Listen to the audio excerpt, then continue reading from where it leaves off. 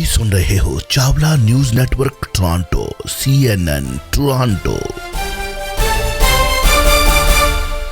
ਚਾਲ ਸਾਹਿਬ very very good morning, Sat Sri ਅਕਾਲ।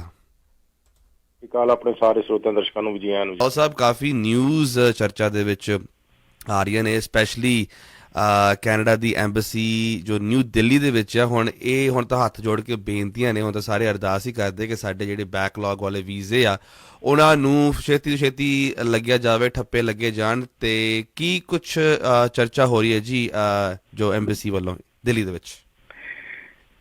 ਬਿਲਕੁਲ ਜੀ ਅਰਸ਼, ਜਿਸ ਤਰ੍ਹਾਂ ਤੁਸੀਂ ਕਿਹਾ ਵੀ ਖੱਟੀਆਂ ਤੇ ਮਿੱਠੀਆਂ ਇਹ ਅਸੀਂ ਤੇ ਆਪਣੇ ਵੱਲੋਂ ਮਿੱਠੀਆਂ ਹੀ ਕਰਦੇ ਹਾਂ ਜੀ, ਕਿਉਂਕਿ ਮਿੱਠੀ ਉਹ ਚੀਜ਼ ਹੈ ਜਿਹੜੀ ਤੁਹਾਡੀ ਸਰੀਰ ਨੂੰ, ਤੁਹਾਡੇ ਸਿਰ ਨੂੰ, ਅੰਦਰ ਬ੍ਰੇਨ ਨੂੰ ਨੁਕਸਾਨ ਨਾ ਦੇਵੇ।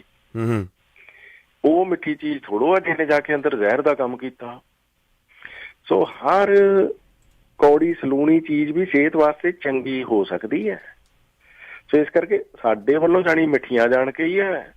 ਗਾਂ ਹੁਣ ਭੈਣ ਭਰਾ ਬਹੁਤ ਬਹੁਤ ਸਮਝਦਾਰ ਨੇ, ਬੜੇ ਧੰਨਵਾਦੀ ਆ।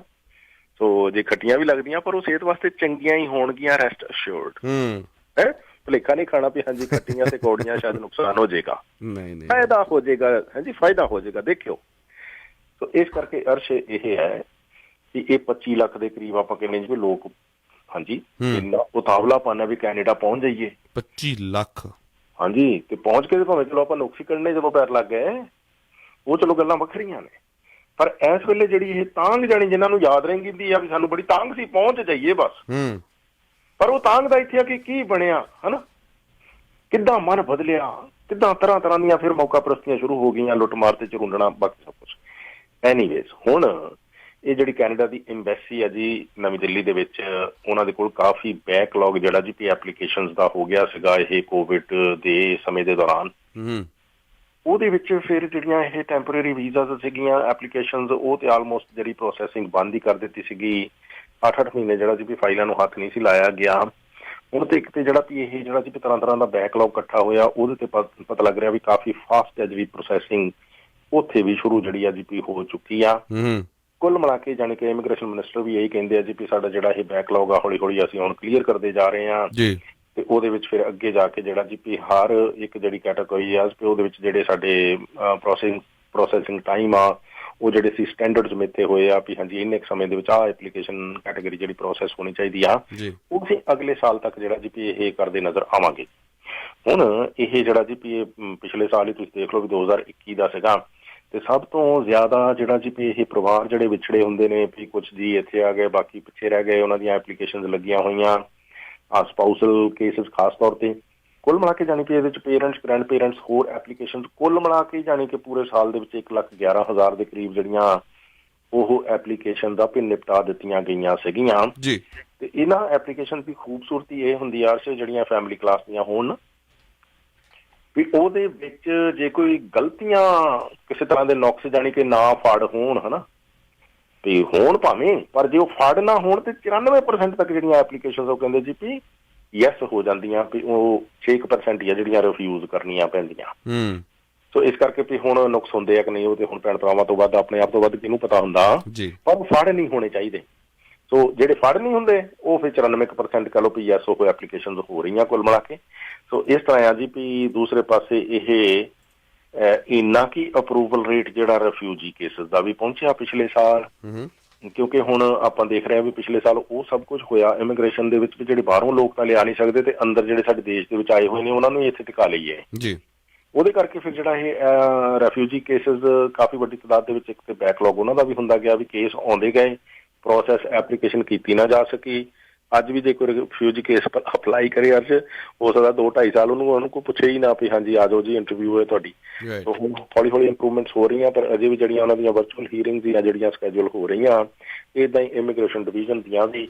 ਪਰ ਇਹ ਜਿਹੜੇ ਰੈਫਿਊਜੀ ਕੇਸਿਸ ਅੱਜ ਵੀ ਪਿਛਲੇ ਸਾਲ ਕਹਿ ਲਓ ਵੀ 2021 ਦੇ ਵਿੱਚ 94% ਤੱਕ ਜਿਹੜਾ ਐਕਸੈਪਟੈਂਸ ਇਹਨਾਂ ਦਾ ਰੇਟ ਸੀਗਾ ਵੀ ਬਹੁਤ ਘੱਟ ਕੇਸ ਆ ਜਿਹੜੇ ਜੋ ਰਿਫਿਊਜ਼ ਹੋਏ ਆ।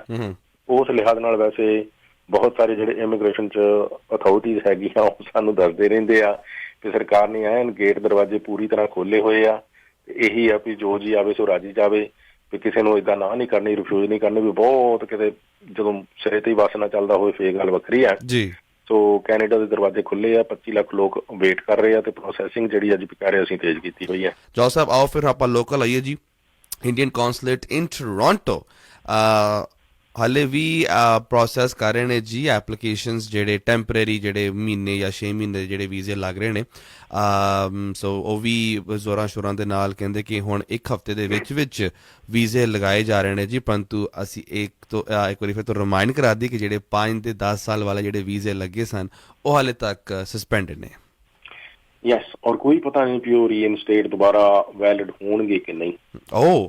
ਹਾਂਜੀ, ਕੱਲ ਕਿਉਂਕਿ ਕਾਫੀ ਡੀਟੇਲ ਦੇ ਵਿੱਚ ਕੌਂਸਲ ਧੀਰਜ ਪਾਰੀਕ ਉਹਨਾਂ ਨਾਲ ਗੱਲਬਾਤ ਹੋਈ ਸੀਗੀ ਸਾਰੇ ਇਸ਼ੂਜ਼ ਦੇ ਬਾਰੇ ਚ, ਤੇ ਫਿਰ ਉਹਨਾਂ ਨੇ ਦੱਸਿਆ ਸੀਗਾ ਵੀ ਐਪਲੀਕੇਸ਼ਨ ਜਿਹੜੀਆਂ ਪ੍ਰੋਸੈਸਿੰਗ ਆ, ਕਿਉਂਕਿ ਇਸ ਵੇਲੇ ਕੋਈ ਓਡਾ ਰਸ਼ ਨਹੀਂ ਹੈ, ਸੋ ਇਸ ਕਰਕੇ ਵੀ ਜਿਹਨਾਂ ਨੇ ਗਾਂਹ ਸੀਜ਼ਨ ਦੇ ਵਿੱਚ ਜਾਣ ਦਾ ਪ੍ਰੋਗਰਾਮ ਬਣਾਇਆ ਹੋਇਆ ਹੈ ਤੇ ਅਜੇ ਵੀ ਨਹੀਂ ਜਾਣੀ ਕਿ ਤਸੱਲੀ ਹੋਈ ਕਿ ਵੀਜ਼ਾ ਠੀਕ ਹੈ ਕਿ OCI ਠੀਕ ਹੈ, ਵੀ ਵੀਜ਼ਾ ਹੀ ਰੱਖਣਾ ਹੈ ਤੇ ਫਿਰ ਵੀਜ਼ਾ ਹਰ ਵਾਰ ਅਪਲਾਈ ਕਰਨਾ ਪੈਣਾ ਜੀ ਨਵੇਂ ਸਿਰੇ ਤੋਂ। ਉਸ ਦੇ ਵਿੱਚ ਕਹ ਲਓ ਵੀ ਐਪਲੀਕੇਸ਼ਨ ਪ੍ਰੋਸੈਸਿੰਗ ਦੇ ਵਿੱਚੋਂ ਫਿਰ ਲੰਘਣਾ ਪੈਣਾ ਹੈ ਨਾ, ਤੇ ਫਿਰ ਜਾਣੀ ਕਿ ਵੀ ਜੇ ਇਹ ਹੁਣ ਆਪਣੀ ਮੁਸ਼ਕਿਲ ਲਾਈਫ ਟਾਈਮ ਵਾਸਤੇ OCI ਲੈ ਕੇ ਨਹੀਂ ਹੱਲ ਕਰਨੀ, ਵੀ ਇਹ ਜ਼ਿੱਦ ਆ ਕੋਈ, ਤੇ ਫਿਰ ਠੀਕ ਆ, ਫਿਰ ਇਸ ਪ੍ਰੋਸੈਸਿੰਗ ਦੇ ਵਿੱਚੋਂ ਜਿਹੜਾ ਜੀ ਵੀ ਹਰ ਵਾਰ ਲੰਘਣ ਨੂੰ ਤਿਆਰ ਹੋਣਾ ਚਾਹੀਦਾ ਤੇ ਫਿਰ ਸ਼ਿਕਾਇਤ ਵੀ ਨਹੀਂ ਕਰਨੀ ਚਾਹੀਦੀ ਜੀ। ਉਹਨਾਂ ਦਾ ਇਸ਼ਾਰਾ ਵੀ ਇਹੀ ਸੀਗਾ ਵੀ ਸਮਝ ਦੇ ਵਿੱਚੋਂ ਇਹ ਗੱਲ ਬਾਹਰ ਆ ਵੀ ਭੈਣ ਭਰਾ OCI ਲੈਣ ਤੋਂ ਇਨਕਾਰੀ ਕਿਉਂ ਨੇ, ਵੀ ਜਿਹੜਾ ਇੱਕ ਕਹ ਲਓ ਵੀ ਇੰਡੀਆ ਦਾ PR ਨਾਲੋਂ ਵੀ ਵੱਡਾ ਪ੍ਰਿਵਿਲੇਜ ਆ, ਵੀ ਕੈਨੇਡਾ ਦੀ PR ਨਾਲੋਂ ਵੀ ਇਹ ਇੰਡੀਆ ਦੀ OCI ਇੱਕ ਵੱਡਾ ਪ੍ਰਿਵਿਲੇਜ ਆ ਜਿਹੜੀ ਕਦੀ ਐਕਸਪਾਇਰ ਹੀ ਨਹੀਂ ਹੋਣੀ।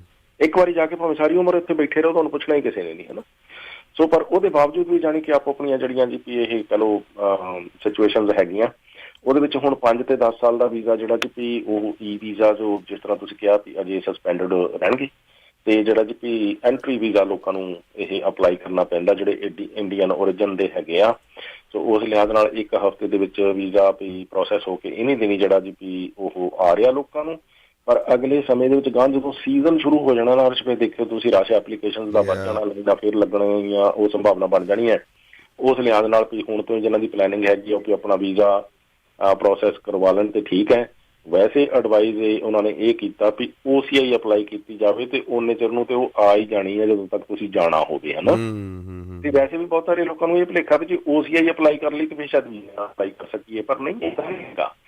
OCI ਵੀ ਤੁਸੀਂ ਘਰੋਂ ਬੈਠੇ ਹੀ ਅਪਲਾਈ ਕਰਨੀ ਆ ਤੇ ਇਨ ਬਿਟਵੀਨ ਜੇ ਜਾਣਾ ਪੈ ਗਿਆ ਨਹੀਂ ਅਜੇ OCI ਆਈ ਤੇ ਤੁਸੀਂ ਵੀਜ਼ਾ ਵੀ ਘਰੋਂ ਬੈਠੇ ਨਹੀਂ ਅਪਲਾਈ ਕਰਨਾ, ਵੀਜ਼ਾ ਵੀ ਕਰ ਸਕਦੇ ਹੋ ਬਾਅਦ ਦੇ ਵਿੱਚ, ਹੈ ਨਾ ਜੀ। ਇਨ ਬਿਟਵੀਨ ਜੇ ਜਾ ਕੇ ਆਉਣਾ ਹੋਵੇ OCI ਪ੍ਰੋਸੈਸ ਹੋਣ ਦੇ ਦੌਰਾਨ ਤੇ ਉਹ ਜਾਣ ਦੀ ਮਨਾਹੀ ਥੋੜ੍ਹਾ ਵੀਜ਼ਾ ਲੈ ਕੇ ਉਹ ਵੀ ਜਾਇਆ ਜਾ ਸਕਦਾ। ਸੋ ਇਸ ਕਰਕੇ ਇਹ ਹੈ ਜੀ ਵੀ ਇਹ OCI ਲੋਕਾਂ ਨੂੰ ਇਨਕਰੇਜ ਕੀਤਾ ਜਾਂਦਾ ਵੀ ਤੁਸੀਂ ਲਓ ਤੇ ਜ਼ਿੰਦਗੀ ਭਰ ਦਾ ਤਾਂ ਕਿ ਝੰਜਟ ਤੁਹਾਡਾ ਖਤਮ ਹੋਵੇ, ਤੁਹਾਡੀ ਉਹ ਹਾਂਜੀ ਤੁਸੀਂ ਉੱਥੇ ਰੇਜ਼ ਹੋਏ ਹੋ, ਵੱਡੇ ਹੋਏ ਹੋ, ਪੜ੍ਹ ਲਿਖ ਕੇ ਆਏ ਹੋ, ਤੇ ਜਾਣਾ ਤੇ ਕਿਤੇ ਨਾ ਕਿਤੇ ਪੈਣਾ ਹੀ ਆ ਜ਼ਿੰਦਗੀ ਦੇ ਵਿੱਚ, ਜਾਣਾ ਪੈਣਾ ਤੇ ਫਿਰ ਚੁੱਕੋ ਪਾਸਪੋਰਟ ਤੇ ਤੁਰ ਪਓ। ਜਾਣ ਤੋਂ ਪਹਿਲਾਂ ਜੇ ਸਿਰਦਰਦੀ ਆ ਵੀ ਹੁਣ ਪਾਸਪੋਰਟ ਲਵਾਉਣਾ, ਲਾਈਨਾਂ 'ਚ ਲੱਗਣਾ, ਅਪਾਇੰਟਮੈਂਟ ਹੋਣੀ, ਉਹ ਹਰ ਵਾਰ ਦਾ ਝੰਜਟ ਜਿਹੜਾ ਤੁਸੀਂ ਘਰੇ ਬੈਠੇ ਨਿਪਟਾ ਸਕਦੇ ਆ ਜਸਟ OCI ਇੱਕ ਡਾਕੂਮੈਂਟ ਅਪਲਾਈ ਕਰਕੇ ਇੱਕੋ ਵਾਰੀ ਫੀ ਦੇ ਕੇ, ਜਿੰਨਾ ਚਿਰ ਫਿਰ ਜ਼ਿੰਦਗੀ ਸਾਹ ਚੱਲਦੀ ਆ ਕੋਈ ਚਿੰਤਾ ਨਹੀਂ ਇੰਡੀਆ ਦੇ ਵੀਜ਼ਾ ਦੀ। ਸੋ ਲੇਕਿਨ ਕਿ ਜੇ ਇਸ ਝੰਜਟ 'ਚ ਪਏ ਰਹਿਣਾ ਤੇ ਫਿਰ ਉਹ ਕਹਿੰਦੇ ਵੀ ਹਰ ਵਾਰ ਅਪਲਾਈ ਕਰੋ। ਹਾਲ ਦੀ ਘੜੀ ਕੋਈ ਉਹ ਸਮਾਂ ਨਹੀਂ ਨਜ਼ਰ ਆ ਰਿਹਾ ਜਦੋਂ ਜਿਹੜੇ ਇਹ ਵੈਲਿਡ ਦਿਸਦੇ ਪਾਸਪੋਰਟਾਂ 'ਚ ਵੀਜ਼ੇ ਹੈਗੇ ਇੰਡੀਆ ਦੇ ਜੀ ਉਹ 5 ਤੇ 10 ਸਾਲ ਵਾਲੇ ਰੀਇਨਸਟੇਟ ਹੋ ਜਾਣਗੇ। ਜੋਤ ਸਾਹਿਬ, ਲੰਡਨ ਦੇ ਵਿੱਚ ਲੰਡਨ ਹੀਥਰੋ 에ਅਰਪੋਰਟ ਦੇ ਵਿੱਚ ਹੁਣ ਥੋੜੀ ਜਿਹੀ ਕਪੈਸਿਟੀ ਰੱਖ ਦਿੱਤੀ ਹੈ ਜੁਲਾਈ 12 ਤੋਂ ਅਪ ਟੂ 1 ਲੱਖ ਪੈਸੇਂਜਰਸ ਪਰ ਡੇ ਇੰਟਰਨੈਸ਼ਨਲ ਫਲਾਈਟਸ ਇੰਕਲੂਡਿੰਗ ਜਿਸ ਦੇ ਵਿੱਚ ਇੰਡੀਆ ਤੇ ਨਾਰਥ ਅਮਰੀਕਾ ਦੀਆਂ ਫਲਾਈਟਾਂ ਵੀ ਕੈਂਸਲ ਹੋ ਰਹੀਆਂ ਨੇ, ਰੀਸਕੈਜੂਲ ਵੀ ਹੋ ਰਹੀਆਂ ਨੇ ਜਾਂ ਰੀਰਾਊਟਡ ਹੋ ਚੁੱਕੀਆਂ ਨੇ, ਪਰੰਤੂ ਇਹਨਾਂ ਦੇ ਹੁਣ ਕਹਿ ਲਓ ਕਿ ਕੈਪ ਲਾਤਾ ਜੀ ਉਹਨਾਂ ਨੇ ਹੁਣ।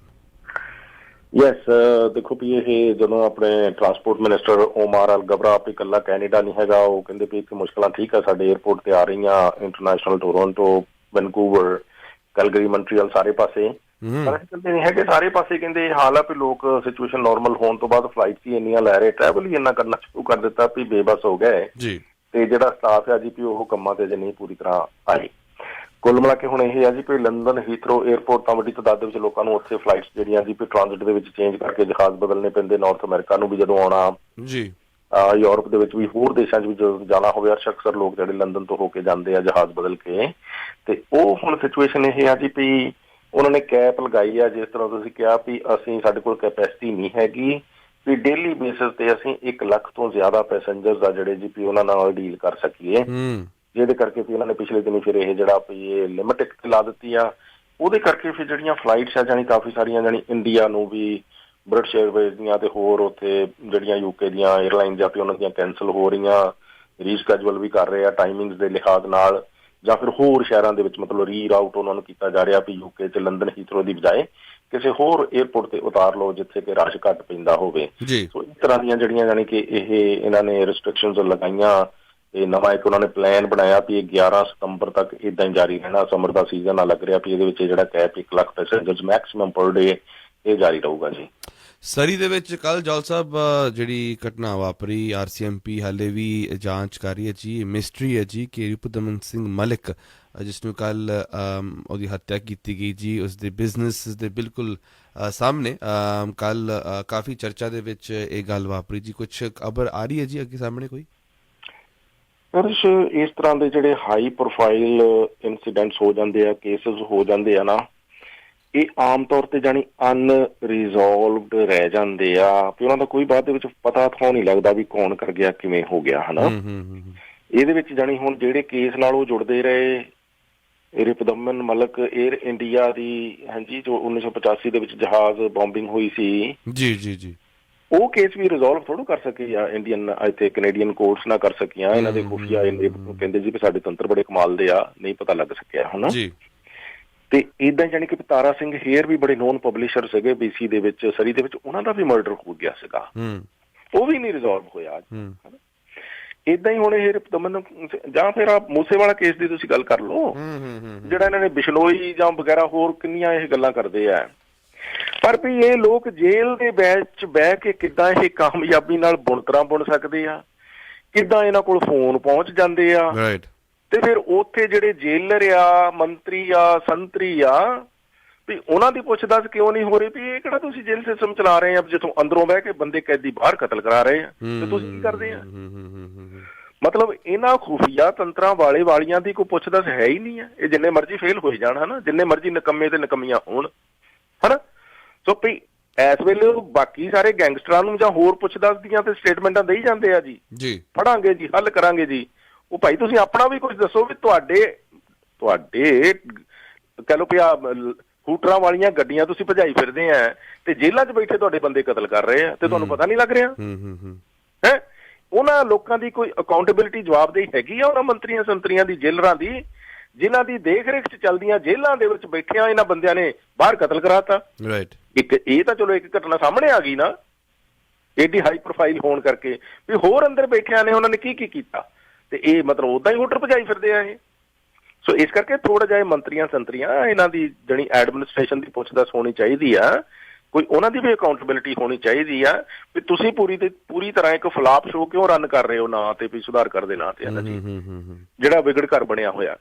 ਸੋ ਕੁੱਲ ਮਿਲਾ ਕੇ ਇਹ ਹੈ ਜੀ ਵੀ ਇਹ ਵੀ ਕੱਲ ਦਾ ਜਿਹੜਾ ਮਰਡਰ ਆ ਬੜਾ ਆਲ ਆਫ ਸਡਨ ਇਹ ਘਟਨਾ ਜਦੋਂ ਵਾਪਰੀ ਆ 9:30 ਵਜੇ ਸਰੀ ਦੇ ਵਿੱਚ ਉਹਨਾਂ ਦੇ ਆਪਣੇ ਬਿਜ਼ਨਸ ਦੇ ਬਾਹਰ, ਉਸ ਤੋਂ ਬਾਅਦ ਫਿਰ ਮੌਕੇ ਤੇ ਉਹਨਾਂ ਦੀ ਡੈਥ ਹੋਈ ਆ। ਹੁਣ ਤੱਕ ਕਾਫੀ ਚਰਚਾ ਇਸ ਘਟਨਾ ਦੀ ਦੁਨੀਆ ਭਰ ਦੇ ਵਿੱਚ ਹੀ, ਪਰ RCMP ਜਿਹੜੇ ਜੀ ਵੀ ਕਿਸੇ ਅਜੇ ਸਿਰੇ ਤੇ ਨਹੀਂ ਪਹੁੰਚੇ, ਲੱਗਦਾ ਕਿ ਉਹਨਾਂ ਨੂੰ ਟਾਈਮ ਲੱਗੂਗਾ, ਜਾਂ ਫਿਰ ਬਾਕੀ ਦੇ ਜਿਸ ਤਰ੍ਹਾਂ ਆਪਾਂ ਗੱਲਾਂ ਕੀਤੀਆਂ ਉਸ ਲਿਹਾਜ਼ ਨਾਲ ਕਿੰਨਾ ਕੁ ਟਾਈਮ ਲੱਗੂਗਾ ਇਹ ਤੇ ਹੁਣ ਪਤਾ ਨਹੀਂ। ਹਾਂਜੀ, ਇੱਥੇ ਮਿਸਿਸਾਗਾ ਦੇ ਵਿੱਚ ਵੀ ਇੱਕ ਰੈਸਟੋਰੈਂਟ ਦੇ ਵਿੱਚ ਬੰਬ ਚੱਲ ਗਿਆ ਸੀ, ਅੱਜ ਤੱਕ ਨਹੀਂ ਪੀਲ ਪੁਲਿਸ ਨੇ ਬਾਅਦ ਚ ਕਦੀ ਨਹੀਂ ਹੁਣ ਪ੍ਰੈਸ ਕਾਨਫਰੰਸ ਕੀਤੀ ਵੀ ਉਹ ਕਿੱਥੇ ਕੁ ਪਹੁੰਚੀ ਇਹਨਾਂ ਦੀ ਜਾਂਚ, ਹਨਾ। ਬੰਬੇ ਭੇਲ ਦੇ ਵਿੱਚ ਉਦੋਂ ਤੇ ਮਤਲਬ ਬਹੁਤ ਸਨਸਨੀ ਫੈਲ ਗਈ ਸੀ ਦੁਨੀਆ ਭਰ ਦੇ ਵਿੱਚ ਵੀ ਇੱਥੇ ਜੀ ਆਹ ਘਟਨਾ ਵਾਪਰ ਗਈ ਹੈ ਐਕਸਪਲੋਸਿਵ, ਤੇ ਉਸ ਤੋਂ ਬਾਅਦ ਹੁਣ ਪੀਲ ਪੁਲਿਸ ਚੁੱਪ ਹੀ ਕਰ ਗਏ ਉਹ। ਸੋ ਕਹਿਣ ਦਾ ਮਤਲਬ ਇਹ ਹੈ ਵੀ ਜਿਹੜਾ ਇੱਕ ਵਾਰੀ ਇਹ ਸਨਸਨੀ ਫੈਲਾ ਕੇ ਬਾਅਦ ਦੇ ਵਿੱਚ ਪੁਲਿਸਾਂ ਖੁਫੀਆ ਚੁੱਪ ਕਰ ਜਾਂਦੇ ਆ, ਫਿਰ ਇਹ ਇਹਨਾਂ ਦਾ ਫੇਲੀਅਰ ਨਹੀਂ ਤੇ ਹੋਰ ਕੀ ਹੈ।